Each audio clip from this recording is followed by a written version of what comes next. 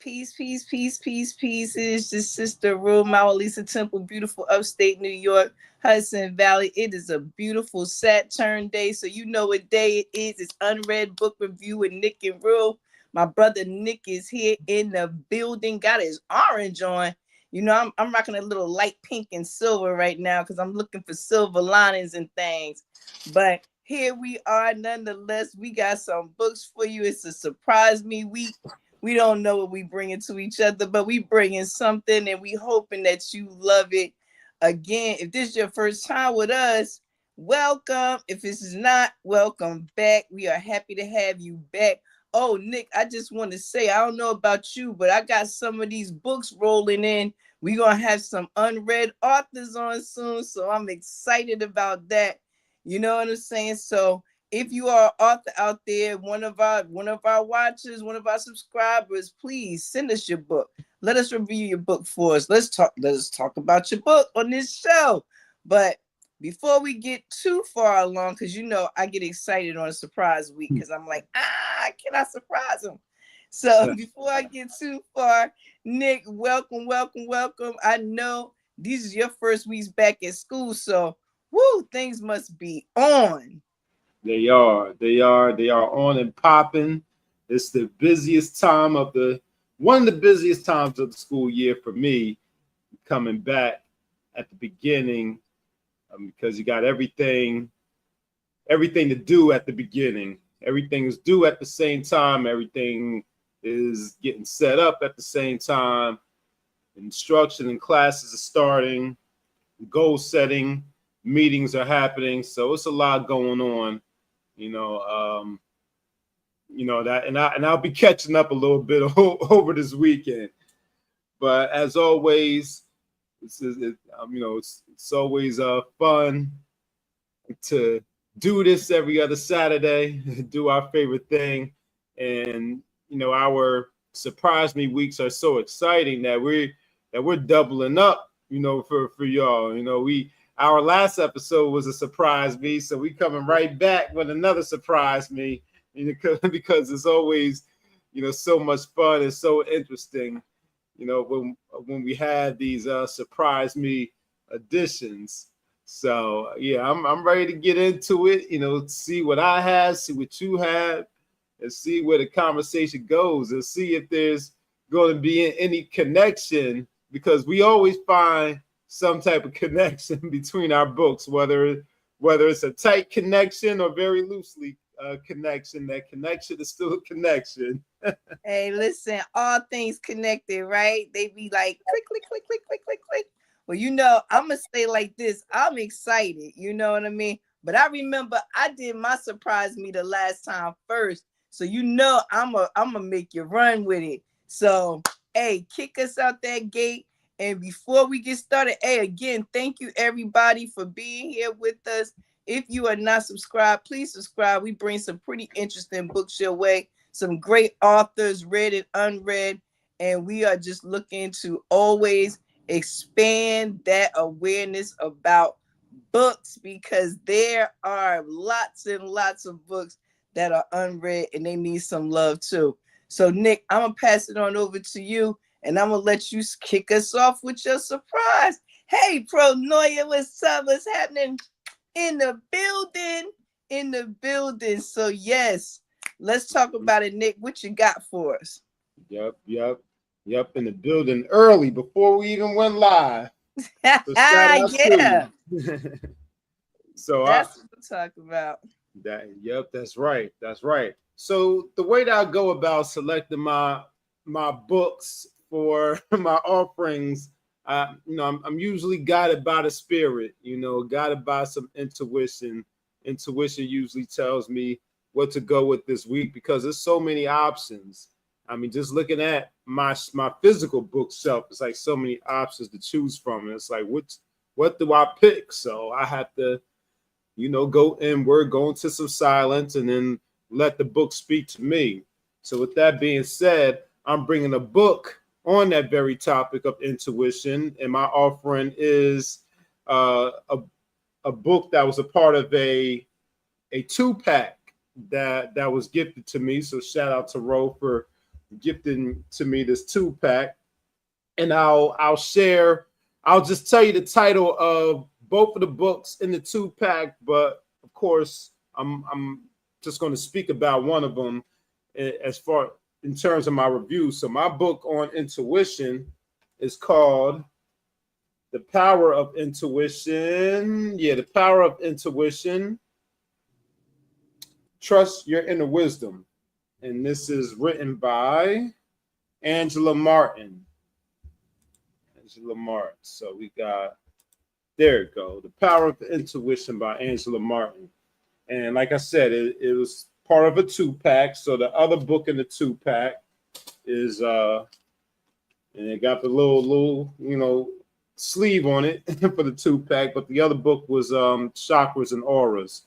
So the Power of Intuition and Chakras and Auras came in the 2-pack, came in this little handy dandy 2-pack here. But like I said, I'll be focusing on the Power of Intuition. And like I said, this is an unread. I have not read this book yet. It's been sitting on my shelf since about 2022, but it's definitely in the queue at some point. Both of the books in this 2-pack, and both of these books in this 2-pack were published by Hinkler. Copyright date 2021. And let's see what this book is about. Ever feel at a crossroads in life, uncertain about the best direction to take? Does the advice of friends and family sometimes come with the bias of expectations formed long ago? It is time to reclaim your power, connect with your intuition, and find answers. Learn how to trust your gut and steer the direction of your life with the power of intuition. Trust your inner wisdom. When you tap into your inner wisdom, you are tuning in to your internal compass to guide your life's path. It's like switching on a GPS you never knew you had. So that is what the book is about. Yes, the power of intuition. So this book is broken up into 1, 2, 3, 4, 5, 6, 7. So seven sections, starting with an introduction, followed by the first section, which is intuition. And that section covers what intuition is, how it works, the history of it. And then it moves into the third part, which is identifying intuition. And it goes into a discussion about the different types of intuitive experiences, looking out for synchronicities, women's intuition, understanding your gut feelings and intuitive intelligence. And then after you've learned the background on intuition, what it is, and being able to identify it and identify the different types of intuitive experiences, it goes into developing your intuition, how to awaken it, sharpen your senses, how to use your dreams and decode images and symbols. Then after you develop your intuition, you harness your intuition. And that's learning the art of creative visualization and being decisive about what you want and knowing exactly what you want, and how to interpret and ask the right questions. And after you harness your intuition, you put your intuition into action.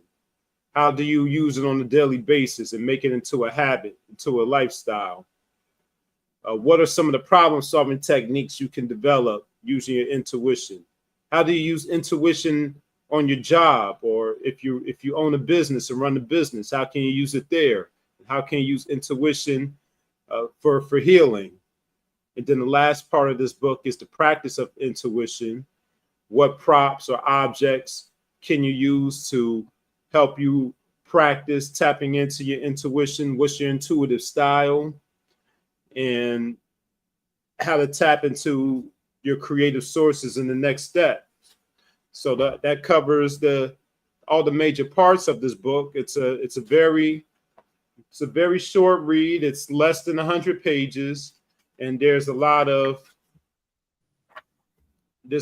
images and block text. So it's written in a very digestible way. So you got block quotes, you got very concise chapters and sections. Yeah, you have a picture of a mother and daughter for childhood intuition. There's a section discussing that. And yeah, that is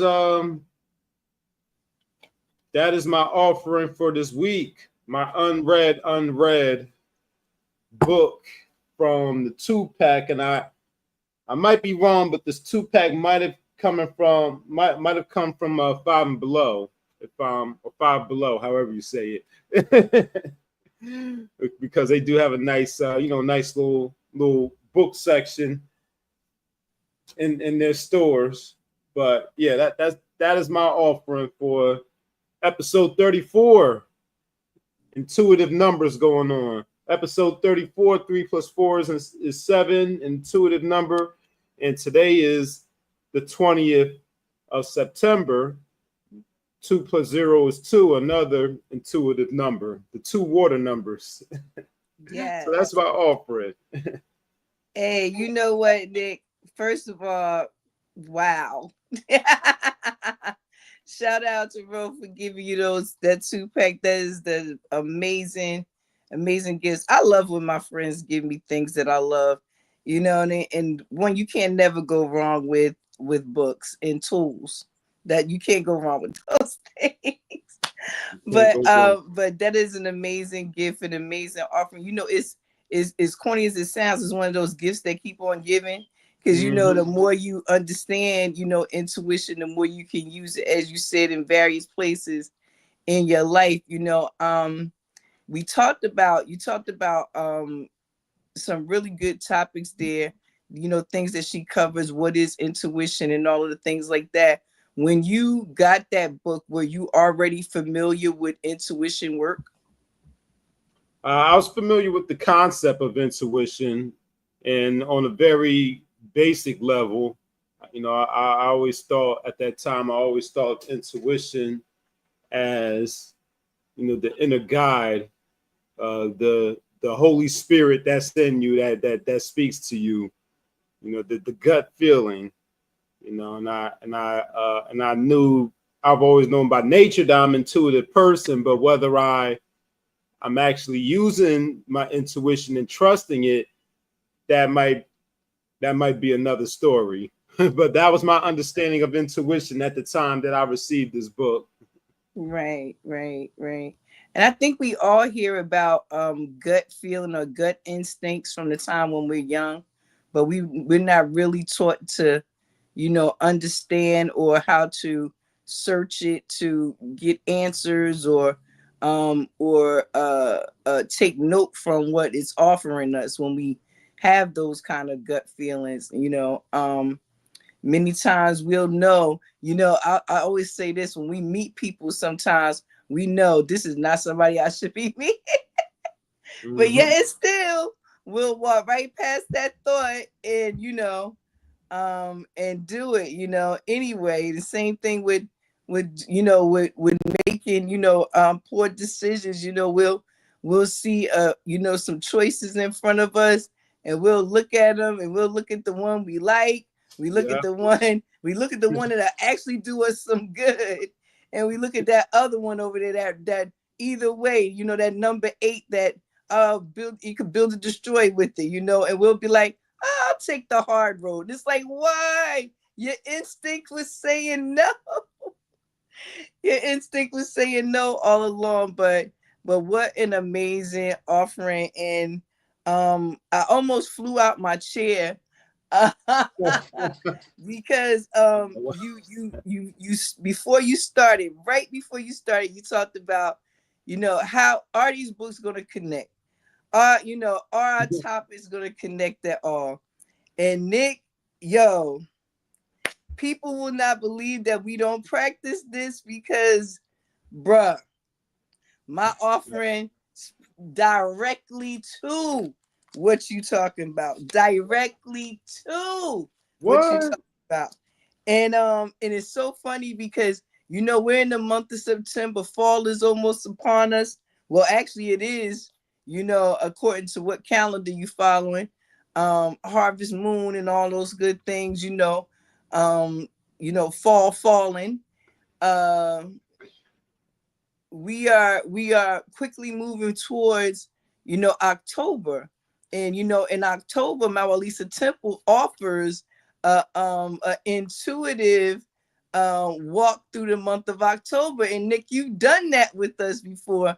Mm-hmm. It's 4 weeks where we get together, we meet on Zoom, we talk about our intuition, we talk about building it, we do some exercises, we look at our charts for places where intuition are strong and can help us make better decisions. So we have a great time with that. So that's the one thing. And the other thing was this book right here.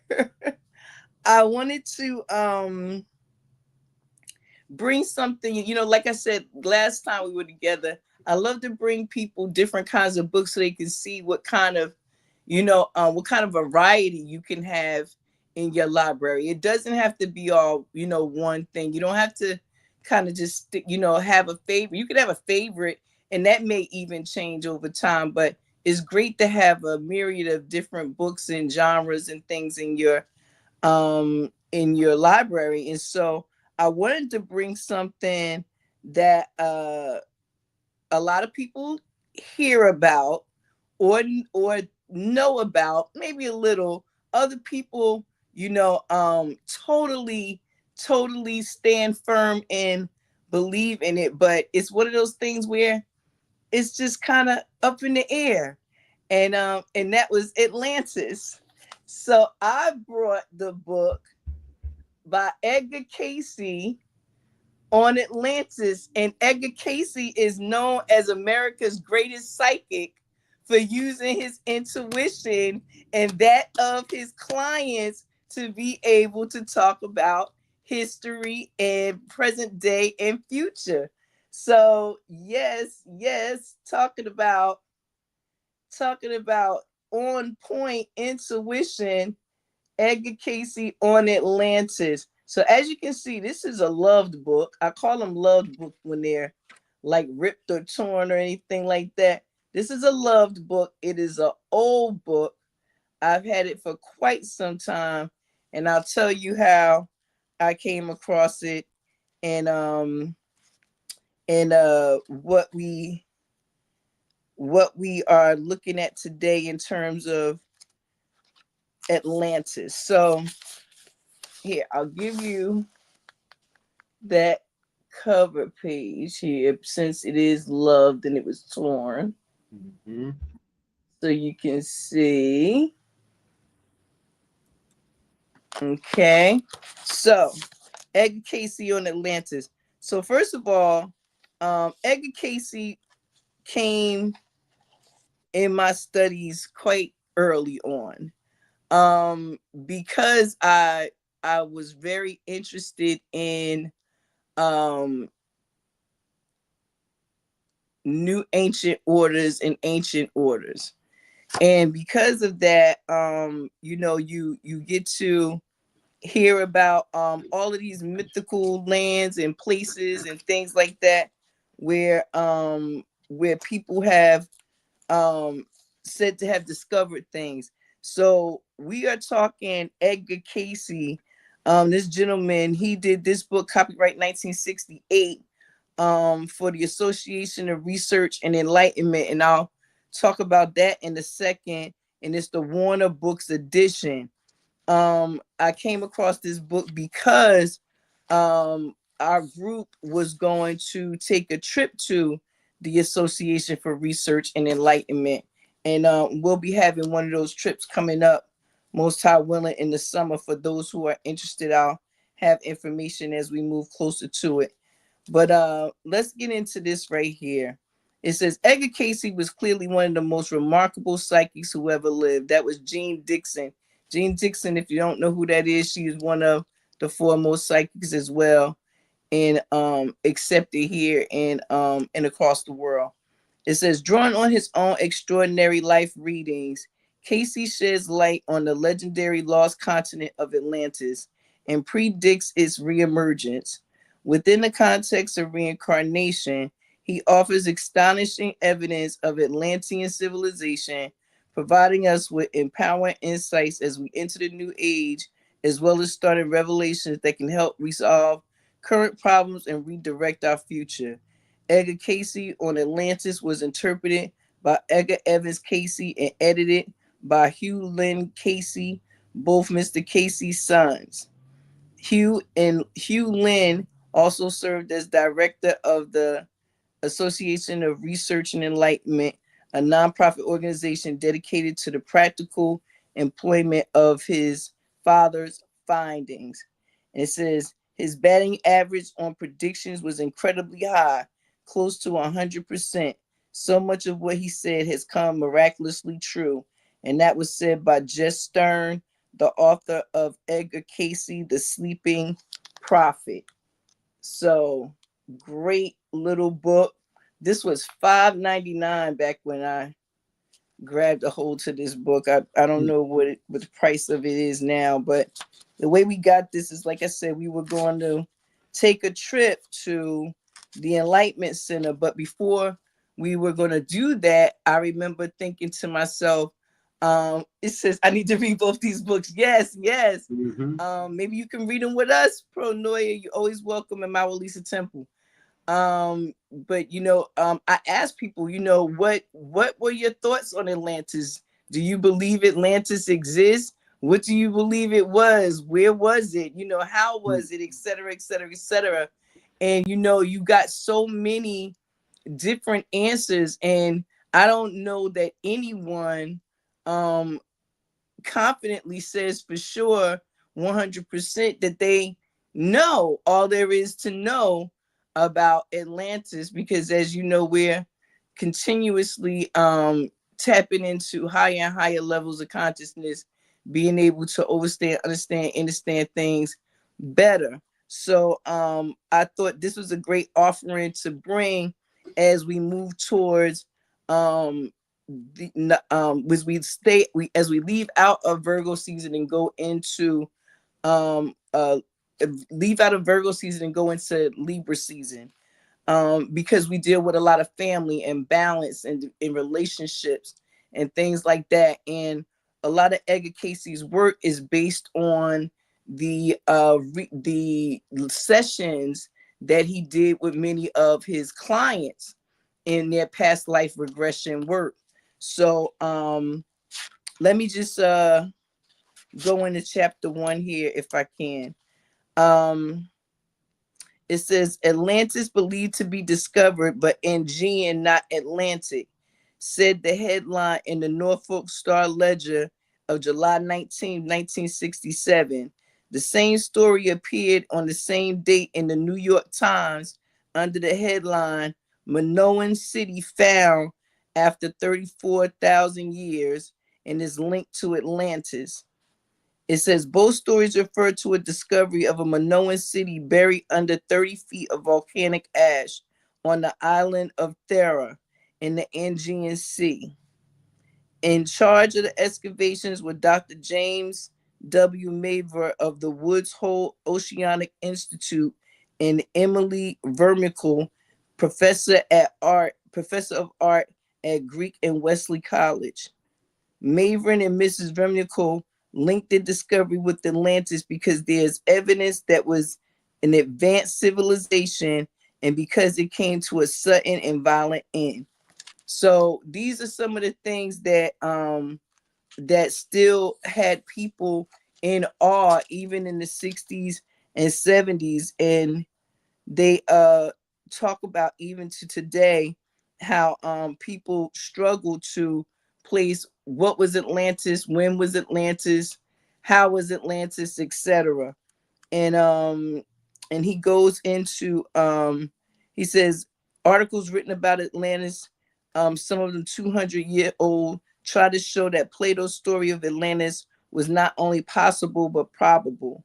So, they are looking to many of the historic writings in his, to prove or disprove that Atlantis did exist. But Casey's approach was intuition and past life regression, hypnosis.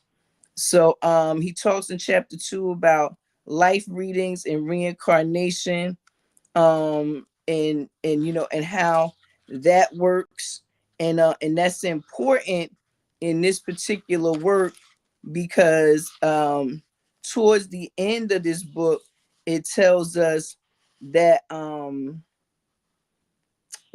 Edgar Casey himself believed himself to be an Atlantean. He believed himself to be an Atlantean. Let me see. And they believe that,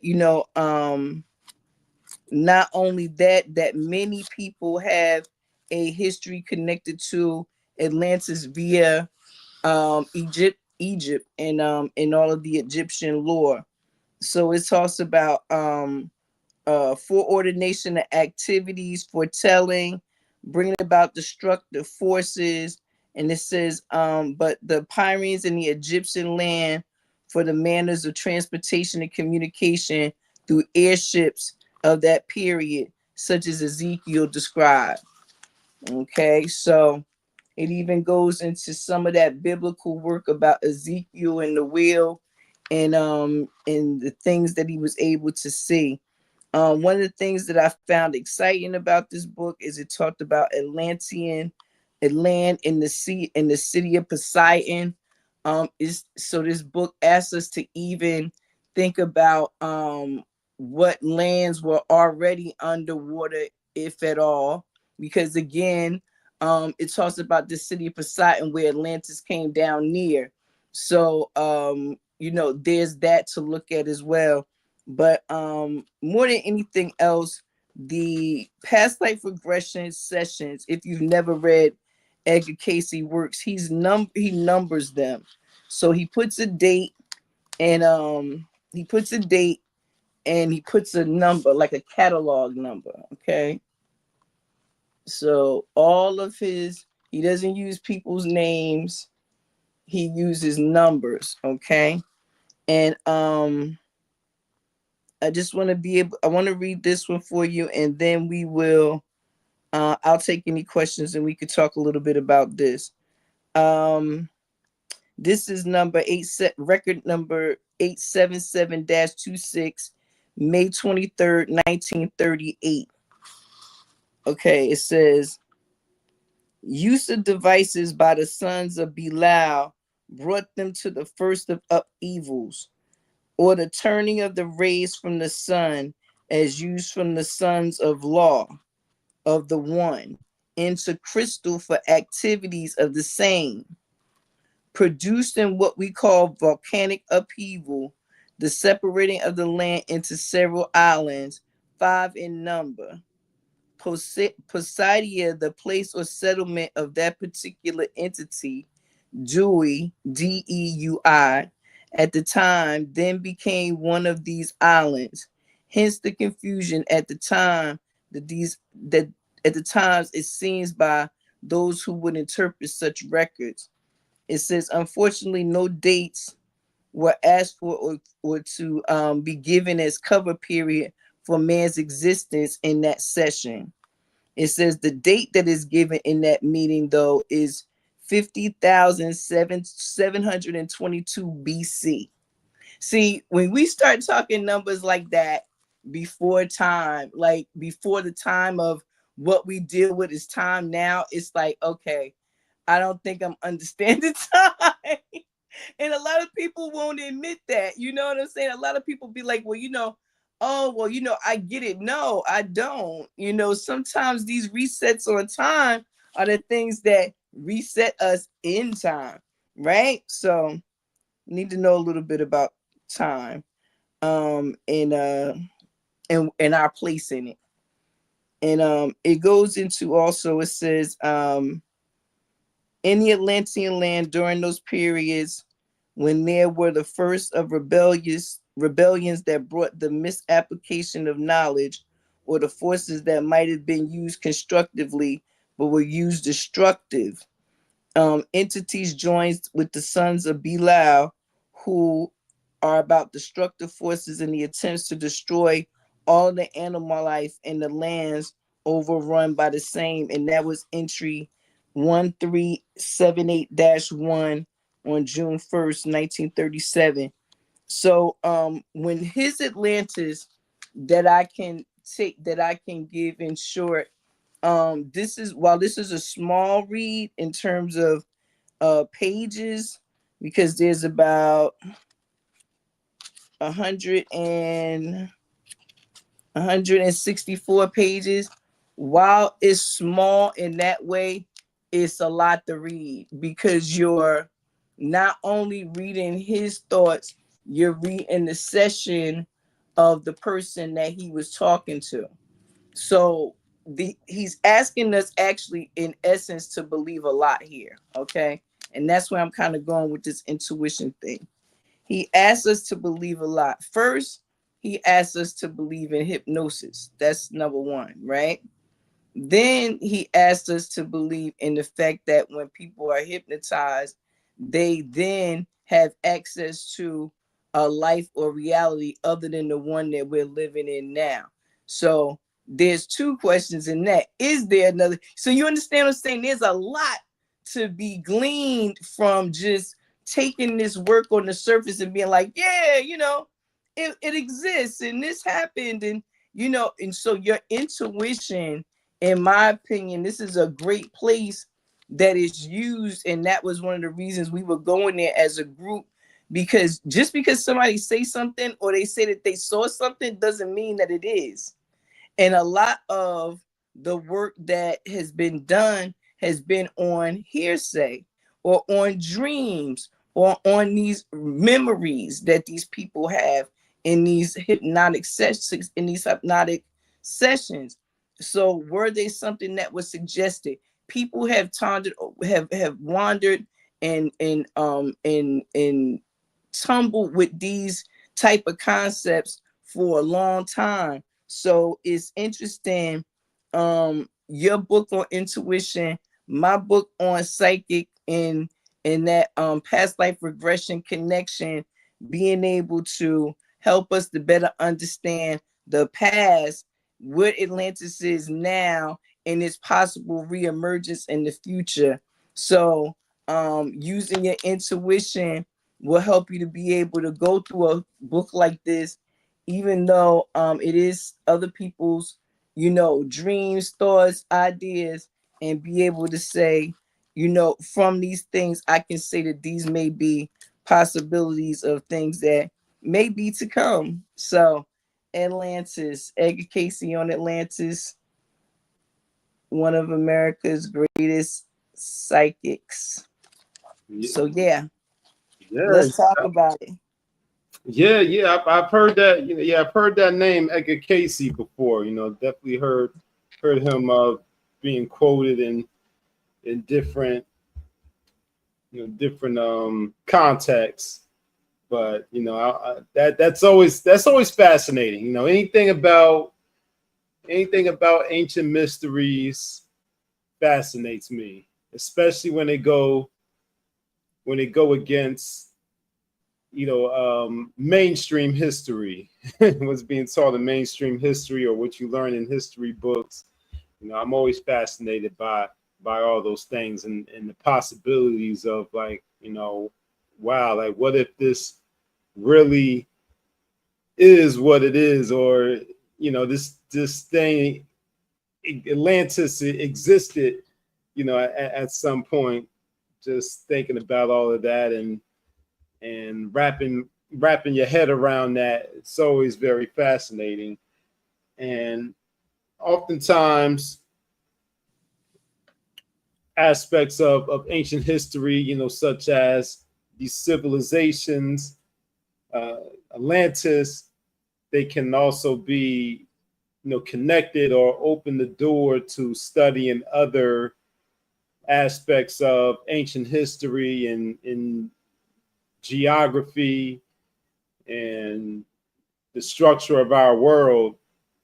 So it makes me think of other phenomena that come up in these conversations, such as the inner earth and what type of model is our solar system, whether it's sun centered or earth centered, and the shape of of the earth, sphere earth and flat plane, and with firmament dome earth and all of that. So yeah, I'm just very curious if some of those subtopics kind of comes up in this discussion on Atlantis. I was going through this one part here where it talked about the Egyptians. Now, when many times when we hear about the Atlanteans and the Egyptians, it's made to seem like the Atlanteans had came so far before Egypt and blah blah blah. But he goes into saying that the Egyptians during their exodus were fleeing to Atlantis. So there's so many questions. Like I said, when you start to talk those numbers, like a million years ago, like when you start to talk numbers like that, you have to have some type of intuition, insight, something that guides you through that kind of study. Because like you said, it is a lot to wrap your mind around, especially when we're given so little of real history. I asked that I be forgiven for today, because I feel like I was like fumbling a little bit with this topic, because it's one that's so controversial. And usually when I talk about it, I usually talk about it in a room of people who are already familiar, at least with the concept of Atlantis. You know what I mean? So being trying to bring a book that is from an author who is so centered on using his work from other people's past life regression sessions is a little bit hard to translate, if you're not already familiar with some of those Atlantean concepts. So if I sound a little fuzzy at any place in there, guys, let me know and I'll straighten it out. I'll let you know what I was talking about and where I was going with that, because truly, we all know that I be losing my train of thought. But it says one of the things, and the reason, I want to go back to the intuition thing and what we will accept. That's what I think it comes down to. What we accept as reality and what happened versus what we won't. Because this example here is a great one. This is one of the oldest stories ever. It's about Adam and Eve, right? So it says Edgar Casey readings certainly imply a spiritual creation, and in the entering of the earth or materiality, or these souls of spiritual beings. To me, that's in his sons. To me, this is in accordance with the biblical concept of man's creation. And then God said, let us make man in our image, or after our likeness. So God created man in his own image. Surely this refers to a spiritual creation. The souls or spiritual creations must have existed elsewhere or on another plane of consciousness while animal life was evolving on the earth. And so they're even talking about a time from 10 million years ago, there were events. So he's asking you to really trust or use your intuition to even see if you'll be able to accept this as true information. I tell people like this: I don't try to guide people's thoughts towards, what you should believe or what you shouldn't believe in, or what happened or what didn't happen, because many times, we don't know. Just keeping it a buck. Like, we don't know. We know what we know, but do we? Because I'm always finding out that I thought I knew something and didn't know it. So he's asking us to look at concepts on Atlantis, and he's talking things like 10 million years ago. Where'd you get that information? And so he said he used his inner being, his intuition, his being able to tap into his higher self, former self, other self. So, I believe that our books go together great this week, because, by working on our intuition, we are able to go into books like this and truly pull out any jewels that may be there. Because I'm sure there's some jewels in here. Well, no, I know it's some jewels in here because it's a reread, but it's some jewels in here, but to be able to pull the ones that help you in your today and in your now and in your understanding of this topic, and however you want to use it, it speaks a lot. Because you'll even have some people say Atlantis is a state of being, state of mind, much like heaven and hell.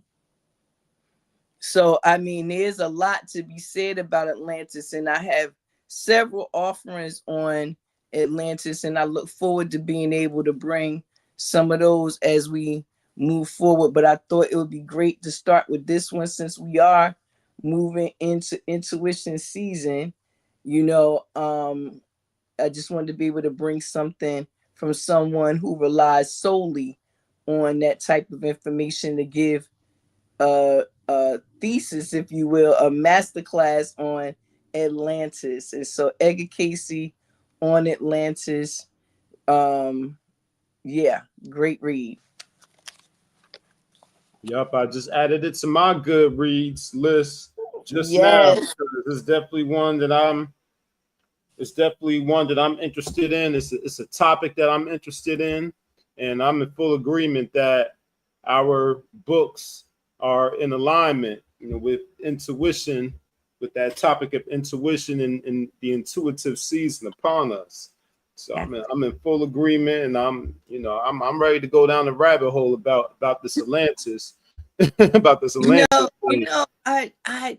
I remember when I first, you hear about Atlantis as a kid because you see it in cartoons and stuff, right? Like the same way they show you Poseidon under the water and, all of that stuff like that. And, Aquaman, who we all know is my favorite, up underneath the water, living these lives. You're welcome, my love. Thank you for being here with us. We see things, images like that when we're young, but I think for many of us, whether they want to admit it or not, it is really hard sometimes to sit down and think about this great land that was there, that now not only one, you got Atlantis, Lemuria, Mu, you got all kind of things. So it's like it's a lot you asking me to think about, and I don't have anything, no tangible. I don't hear nobody talking. I don't see no pictures. I'm like, what's going on? Is this a true story? Is this somebody's great imagination telling us about this land they wish there was, or this land that could have been? So I think that, a study on Atlantis for me, and it makes me smile, a study on Atlantis, Lemuria, any of that stuff is an opportunity to tap into not only our intuition, but our imagination. Being able to see you know, what that must have looked like to experience what some of those books talk about life was like in that time and in that place. You know, when it existed, if it's existing now, and if it, again, like Edgar Casey suggested, is going to reemerge, or has it already. You know what I mean? Has it already, and we just don't know it.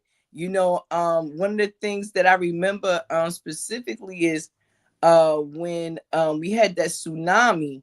Number one, it impacted me so very seriously. Like, you would have thought every soul that was lost was connected to mine. Well, I guess it is, but we're not gonna go there right now. But I felt that situation so deep, and I remember the news report that night after they talked about the souls that was lost. They talked about these huge jade statues and things that were like rising to the top of the water, that had been buried underneath the water from these places, these cities, these whatever. And so you know, it's a lot under the water we don't know about. You know, there's a lot under the water we don't know about. Yes, yes, yes, absolutely. But you know, this is the time. You're right, absolutely. This is the time to be looking into this stuff. I mean, we much like they tell us heaven is inside, I'm wondering, is Atlantis also? I mean, possibility. Right. You know, this land of high technology, high mind, gold and jewels and pearls and all these different things. This great thing, is it in, is that something describing what's inside of us already? You know, how do we use our intuition to really understand Atlantis? I love to see that. So maybe we'll put that in some of our studies this upcoming Inner Vision month of October.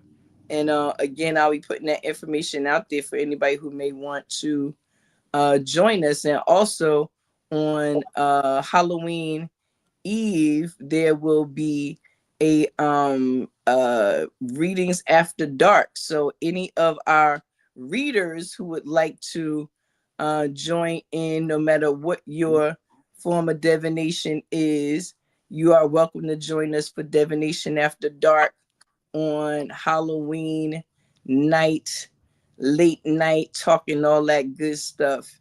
So yeah, Nick, that's my offering this week. Edgar Casey, man. Yes, yes, you Ooh. can. Yes, you can. Yes, you can. Yes, you can. So so that's what I got this week.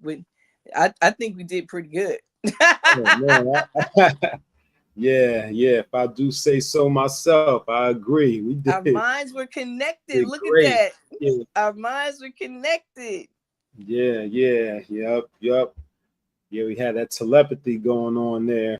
Absolutely. Absolutely. On, you know, on intuitive day, because I told you it's the 20th, but it also happens to be a master number 11, you know, universal day too, and that reduces down to a 2. So we got all of that intuitive, you know, water number energy, you know, Yes. flowing through the space today between the episode number and the dates on the calendar and everything. So yeah, And we Atlantis right is on it. about water. And Yep. Atlantis is about water. Yes, So it is. we are here. You know, we are here.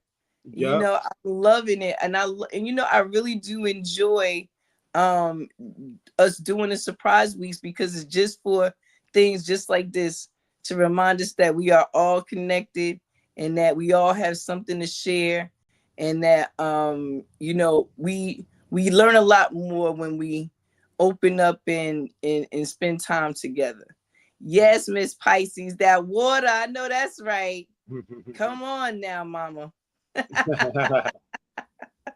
Yeah, yeah. Absolutely, absolutely. Well, I thank everyone for joining us on this Saturday. It's beautiful outside. The weather Yes, it is is. really doing fall right now. We might not have got a whole bunch of summer, but I think we're going to get some pretty good fall. So I'm looking forward to it. You know, we got fall studies coming up, so that's exciting. We got some unread authors who are sending their books in for us to be able to put on our show. So I'm looking forward to that. And yeah, just spending time with everyone as we prepare to go into this next season. So that's it for me. I'm your sister Ro. Come on, Nick, take us on up out of here. All right, all right. Well, you know, ditto for me. Like I'm excited as well as about you know fall studies that's coming up.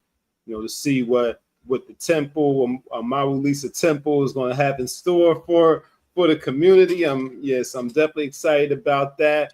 And that divination at the dark, that you know that sounds that sounds a little I don't know. I don't want to say spooky, but it's definitely right on